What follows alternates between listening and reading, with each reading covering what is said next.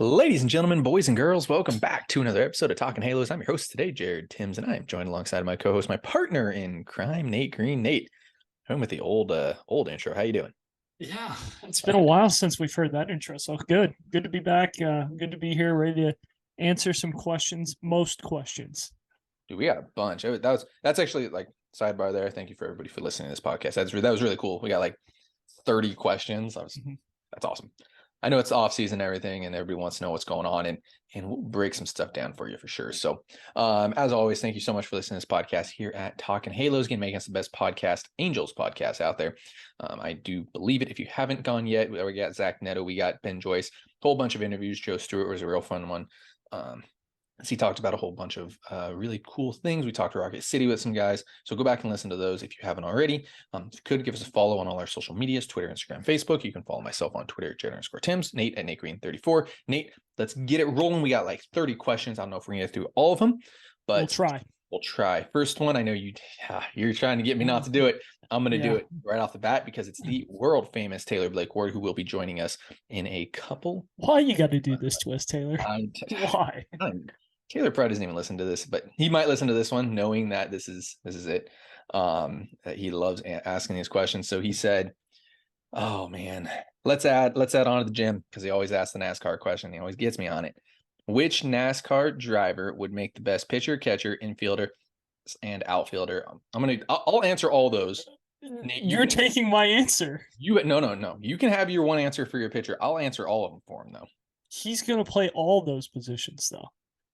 He's got to play all those positions? No, my guy will. Yeah, no. Well, I mean, you look at it in college. I think he almost got drafted as a two-way. Felt Yeah, like he played at Angel. Yeah. So give your guy because that's your pitcher, and I'll answer the rest of them. You don't have to answer everybody. It'll just be C.J. Wilson for all of them. He'll be the best. He's the best. He's not a NASCAR driver though, so I'll give you that. He's a race car. Counts the race car driver, NASCAR driver. It's fine.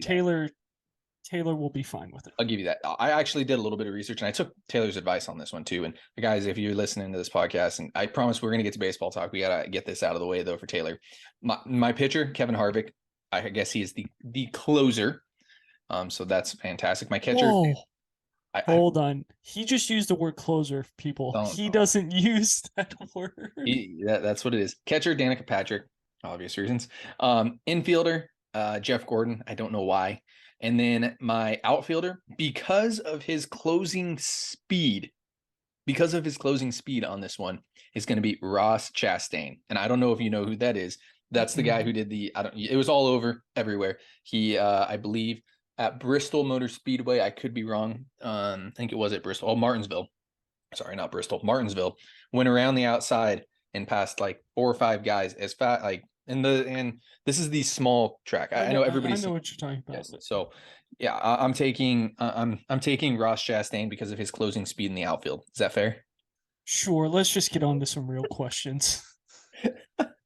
I had to do it. I appreciate it, Taylor, for that fantastic question, and we look forward to talking to you when you jump on and talk with us. So, first question, and we're gonna power through these. I don't need crazy answers. Let's power through these. First question comes from Richard Meyer. He wants to know, there's a middle rotation piece still missing. Do we think that Noah Syndergaard makes sense? Could the Angels bring back Noah Syndergaard to a similar contract to Tyler Anderson? Could they? Sure. Should they? I don't think so. I think that they need a playoff starter. I know everyone wants them to go get a middle of the rotation guy. Starter. They need a playoff starter. Yes, they need a guy who can start in the postseason. Tyler Anderson has not started really in the postseason. I don't think he did start in the postseason, if I remember correctly. I think Gonsolin got that start and he came out of the pen, but he did start one and he didn't pitch that well. So I want a guy who you can give the ball to and not worry about him leaving the game in the third, fourth inning. You need the Justin Verlander, Framber Valdez type of guy, and we don't have that right now. I'm a velo whore. His velo went down a lot. So I'm going to say no to Noah Syndergaard. If you would ask me last year, the Tyler Anderson deal makes a lot of sense for what we thought Noah Syndergaard. Actually, that was probably the exact money that we thought Noah Syndergaard. 345. Yeah, very close. 3 for 50. Very, very close to it though. Yep. This year, I'm going to say no. I think that he's a 1 year guy down the road just because of the arm injury and the struggling velo. But you never know if the velo kicks back up again next year. We'll see. We will see what happens. Great question though. Next question comes from D Ochoa. 831. Nate, this is your burner, by the way.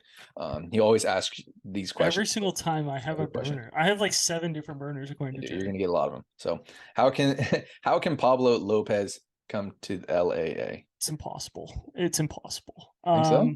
Yeah, it really is. I don't think the Angels have enough. I have not been on the Pablo Lopez trade with you. I think I've been on the Trevor Rogers. I've been on a lot of Marlin pitchers, but I don't think the Angels have enough to go get Pablo Lopez. Yes, sure, they could empty out their entire farm system. They can go Neto, they can go Curo, they can go with Paris, they can go with Bush, Silseth. Like they can throw 7 or 8 Adele in there. Like they could throw that many guys in there, but is it really worth it to throw that many guys in there for him? I don't think so. So I don't think the Angels have enough. Or if they do, it's not at the price that really will make the Angels benefit. Come July, that might be a different question. I'll say that. But yeah, for now, I'm with you. I mean, there's a trade to be made there. I'm not emptying out the farm at the moment where the Angels are at, especially with question mark behind. Do you bring Ohtani back? What does the future look like after? Like what does a shortstop look like? All that stuff. So yeah, I don't think that's going to happen. And then that also brings up our next question too. Right below that comes from is Israel. Would you trade the top 3 guys in the farm plus Taylor Ward for Zach Gallen? I don't think that's enough. Again, I don't think the Angels have enough to go get Zach Gallen.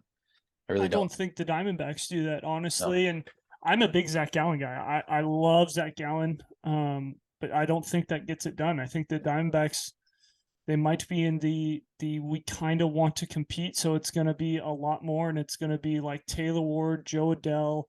You're probably looking at Silseth and Bush and maybe Bachman or something. Like it would just be something where it's like not even. I mean, if you throw in top 3 prospects, it's Ward, Ohapi, Neto, and Silseth, and I would do that if the Angels were in a different spot. I'm not doing that right now. Yeah.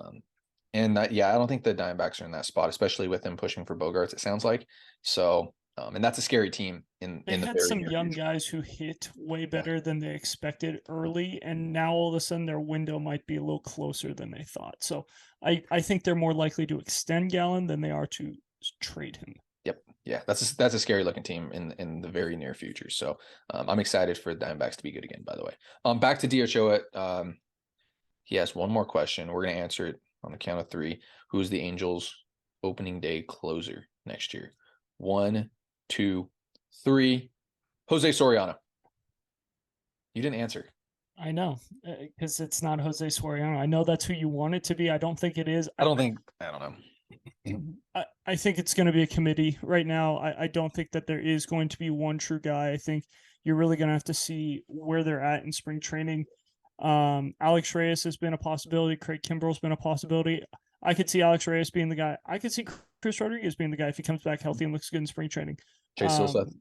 It could be Silseth if he doesn't win a job in another way. If Ben Joyce comes out in spring training and doesn't give up a run and, strikes out a guy or 2 every inning and doesn't walk anyone, like he could be the guy. So I don't think we can answer that question right this second.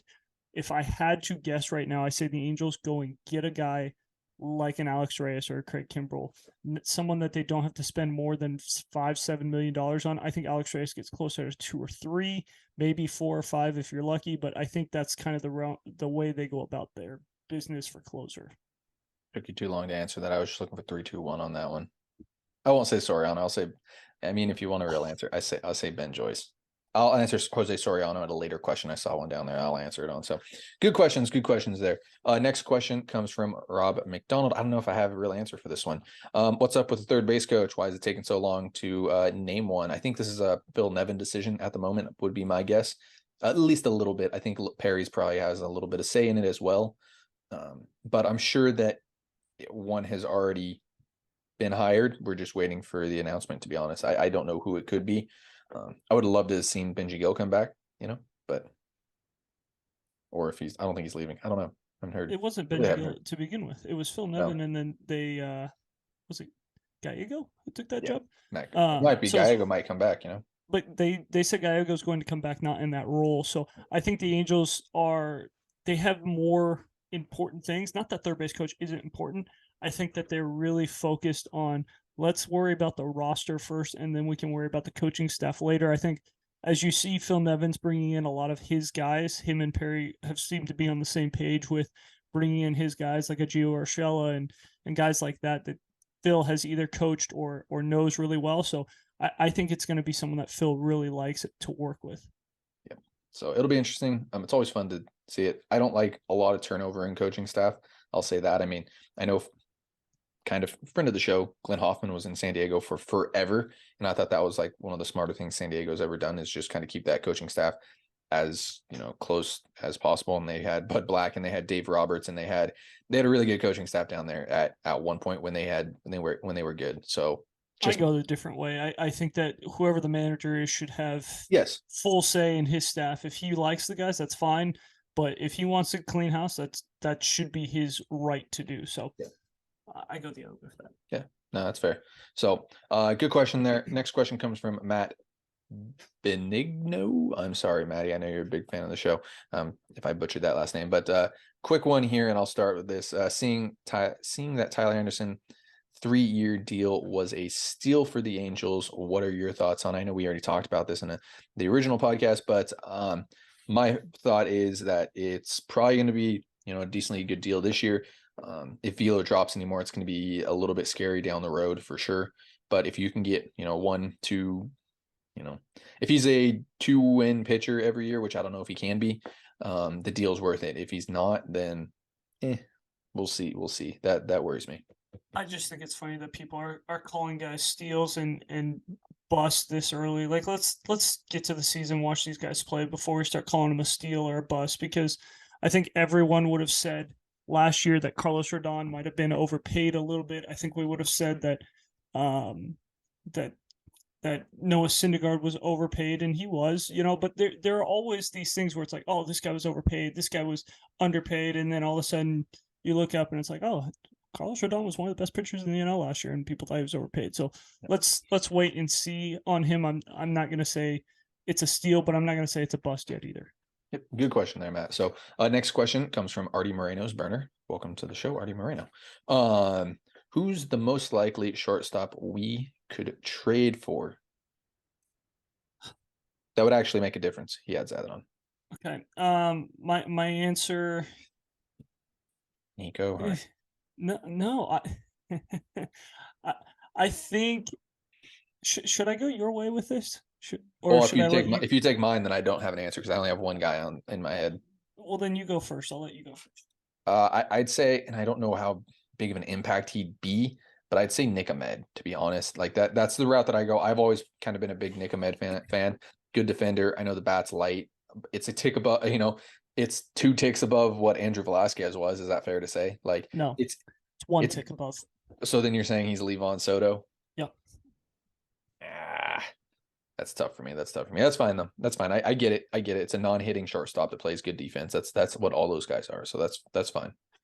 I think honestly, like Tim Anderson feels far-fetched. I know everyone wants that to be the answer, but I think you go in that same division.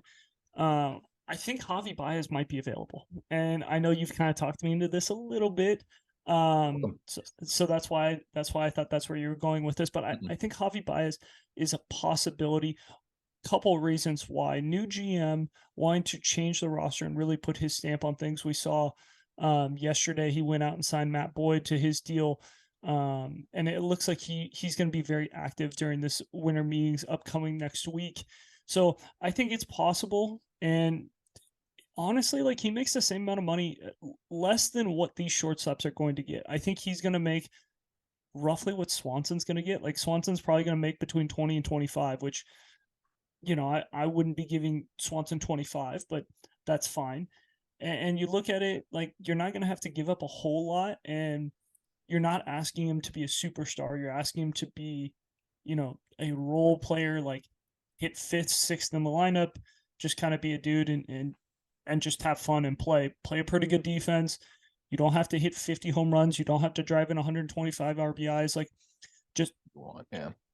just be you and go out there and hit 25 bombs and, 80 RBIs and hit 260, 270, and all of a sudden you're looking up and, the Angels are in a playoff spot because, they got a shortstop who's playing close to an all-star level. Yep, and he's very similar to Zach Neto, and that's kind of what I want. I want somebody to bring Zach Neto under their wing because I think he has a chance to be a really, really good player down the road. So, fantastic question. And speaking of prospects, good question here from Angels 2022 champ. His name is Michael Trout, so I'm not giving you that one, buddy. Position player prospect with the most superstar upside. Nate, I'll give you yours since I think I already know where you're going with this for some strange reason. I don't think you do. I think You take my answer, I'm not going to be happy either. So go ahead. the problem is I think I know your answer, and last time I thought I knew your answer, I was completely wrong. I watched him play. Does that count? Does that give you an answer? It's one of those guys. Yeah, go Okay, ahead. good. I watched him play a little bit. Denzer Guzman, I think. Yeah, that's my guy. Dang it. Yep. I thought it could be I thought it could have been Nelson Rada. I thought that was an option for you. But I think Denzer Guzman, yes. I think Denzer Guzman could really be a superstar. I saw this guy play in IE, and like he makes everything look very easy right now. The timing was not quite there, coming from the Arizona League, but he just looks like he's going to be a superstar. Like he's got the body, he's got the swag, and he just kind of makes everything look easy, which I think is very important. Absolutely. And he sticks at shortstop. That's my guy. I mean, sneak peek into what's going to be my opening day top prospect list. He's going to be number 3 on my list. So I'm going to be honest there with you. Not even talked into it. Like I love the guy. It's very similar to how I felt about Errol Vera, which I mean, I'm sure you guys are all going to be like, oh, then why should we listen? I still like Errol Vera. You just got to figure out the timing mechanism there. So trust me, we talked about that. So yeah, Denzer Guzman for both of us. If I had to throw out another name that's going to be a superstar, I'm going to go real deep. Yeah, Nelson Rada would be that number 2 guy, or Randy DeJesus. To be honest, I've heard only unbelievable things with those guys down there.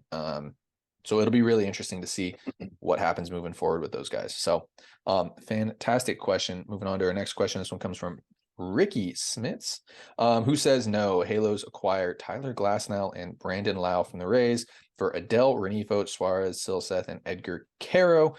Sometimes, and I'm going to say this right now as you think about this, because I know you have to think about it. Sometimes it's not as much quality, it's more quantity, and the Rays seem like one of those teams that likes the quantity over the quality. Is that fair to say? Yeah, I'd say the Angels say no to that trade. I think that's way too much for 1 year of Tyler Glasnow and Brandon Lau. Like, yeah, he's been our all-star second baseman, but come on, like, how many second basemen do we have on the roster? I know you'd be giving up Rengifo on that trade, but like, we have enough guys who can play second base. That's not the guy that we necessarily need. So, yeah, I think that's too much.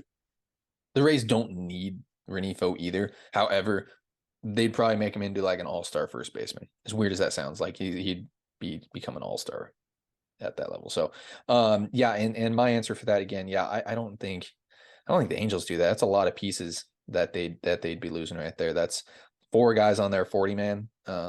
Plus I don't think the Rays do that either with the 40-man issues that they got.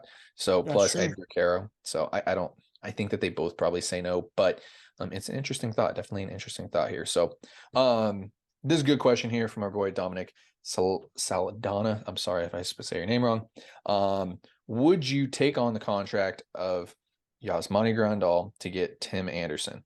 So he gives an example here: Grandal and Anderson for Renifo, Stassi, Silseth, Paris, Canning. Again, like I said before, sometimes it's not quality, it's quality. Same thing goes vice versa. I don't think there's enough quality here to do it, but go ahead.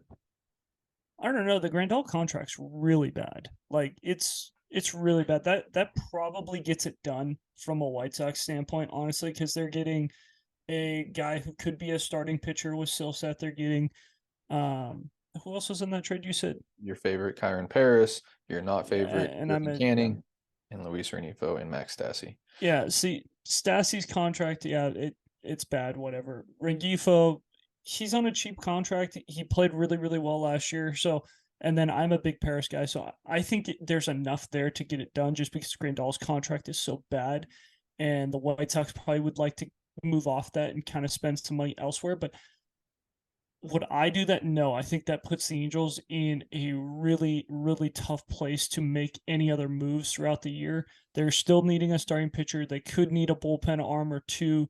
And that's just without any injuries. Like what happens if we have an injury and somehow the Angels are still in it with a big time injury in July and they need to make a move, but they can't because they're around that luxury tax, and we know the Angels don't go over the luxury tax. Yeah, I'm with you on that. I don't. I like Grandal. He's one of my favorite catchers in baseball. I'm not a huge Tim Anderson fan. For me, that's a deal breaker. I'm not in on Tim Anderson all that much. Has nothing to do with the swagger or anything like that. Let the kids play. I'm just not a big Tim Anderson fan. So yeah, that's what gets done. That's what gets it done for me. But I'll take on half of Grandal's contract just because I like him. So fantastic question, Dominic. Next question comes from David. I think this will probably be one of our last questions here. What do the Angels need to do to have a legitimate chance at passing the Mariners for playoff contention? I have an easy answer to this, but I know that we can dive really deep into this. And they don't technically have to even pass the Mariners to be a playoff team. No. Like you just have to be in the top 6. Like you don't have to pass the Mariners. The Mariners could be in, the Astros could be in, one Central team could be in, and 2 East teams. So like you got to do enough to beat the Blue Jays, who you really don't know where they're going. The Yankees could be, yeah, you got to do enough to beat the Orioles, who kind of are on the rise. The Yankees could be on a tumble depending on how this offseason goes. The Red Sox could be on a tumble depending on how this offseason goes. So they don't have to necessarily beat the Mariners. But to be a playoff team, I think the first thing that they need to do is they need to go get a shortstop. Like we've mentioned this all offseason so far. We've mentioned this for I don't know how long. Starting shortstop is the biggest deal. They need to get a legitimate starting shortstop. I do not want to hear about any of these guys who, they've played shortstop 3 times in their life, or, this guy's played shortstop, 4 years ago and he hasn't played shortstop since, or, he's got a WRC plus of 72, so he'll obviously hit in Anaheim. Like, no, you got to go get a guy who's going to be a dude that you pencil in the lineup every single day. He's going to be there. Carlos Correa, Trey Turner, Xander Bogaerts. You could talk me into Dansby Swanson. I'm not a huge Dansby Swanson guy. Tim Anderson, all these guys that would be legitimate guys that you could pencil in every single day without having to worry, like, could this guy just absolutely not get a hit for 1 month straight, which is what it felt like with Andrew Velasquez and some of the guys that we're looking at. And also, are they going to be able to pick it? Like, without the shift, I don't think people understand how much the shift is going to hurt some of these pitchers. Tyler Anderson was one of the most benefited pitchers last year with the shift. The Dodgers were one of the most shifted teams in baseball. They always put guys in the right spot. That's the thing that they do. So if the Angels do not have an athletic shortstop that's going to be able to pick it, it's going to be tough. And you look at some of these guys' ranges and stuff like that. It's you think you can just put anyone there. That's not how it works. This isn't fantasy baseball where they have 7 different positions and they don't actually have to play that position to get you points. Like, they have to be able to play shortstop. The next thing that they need to do, they need to go get a starter who can take the ball in the postseason. I mentioned this earlier on the podcast. They need a guy who you can give the ball to in game 2 of the postseason, even game 1, if you don't feel Shohei fits that mold, because maybe you want Shohei to pitch the day before the off day to give him a little bit extra time off. Whatever it is. But you need someone who's going to be able to match up with some of these number 2s.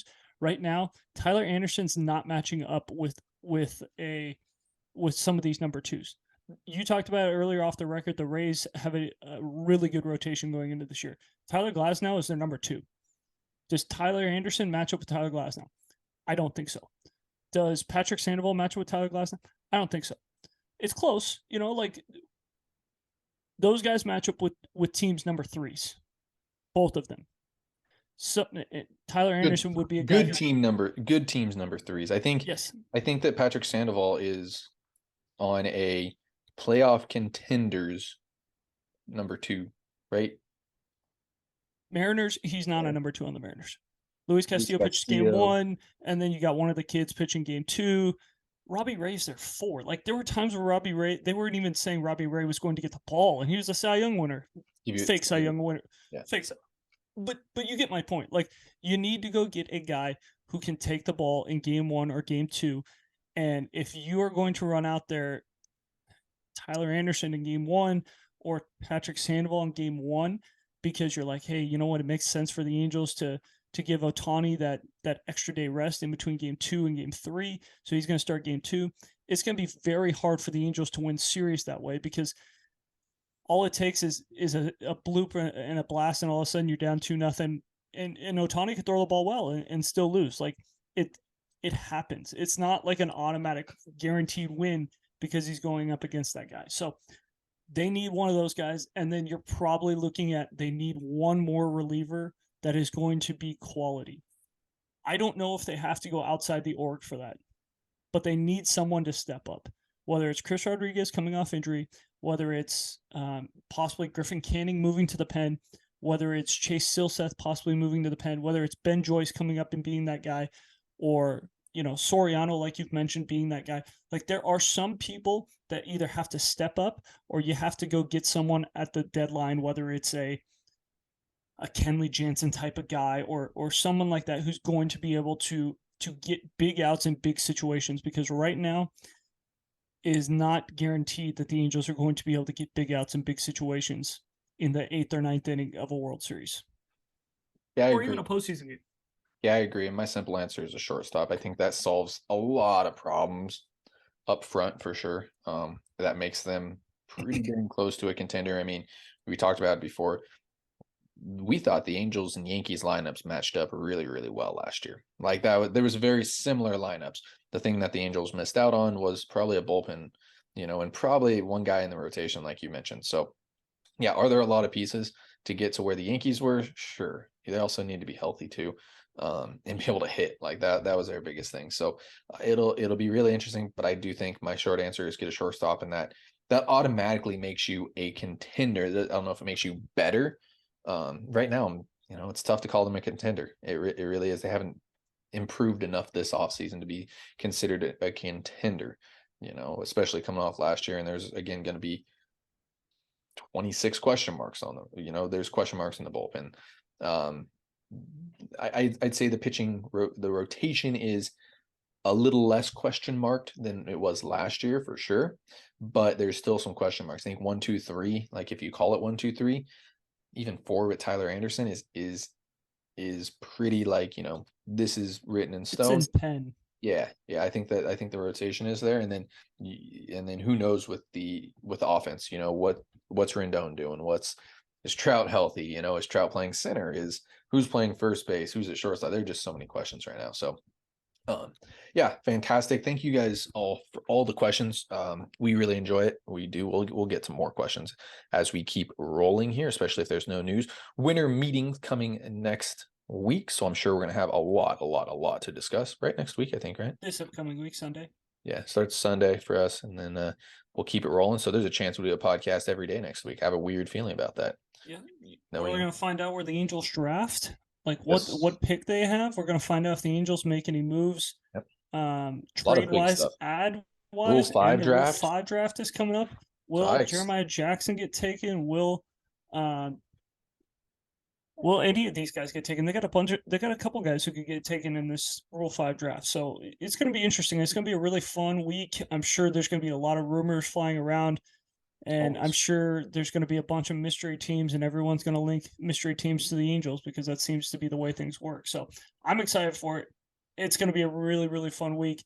And Perry seems to be aggressive before the new year. So it looks like he's going to be trying to finish his Christmas shopping before Christmas. I would hope so. We'd like to hope so, right? So, as always, thank you so much for listening to this podcast here at Talkin' Halos. If you could follow us on all our social medias, hit that subscribe button. If you have not subscribed already on YouTube or wherever you're listening to this, you can follow myself on Twitter, Jared_TimsNate at NateGreen34, guys. And thank you so much for listening. Have a great rest of your day.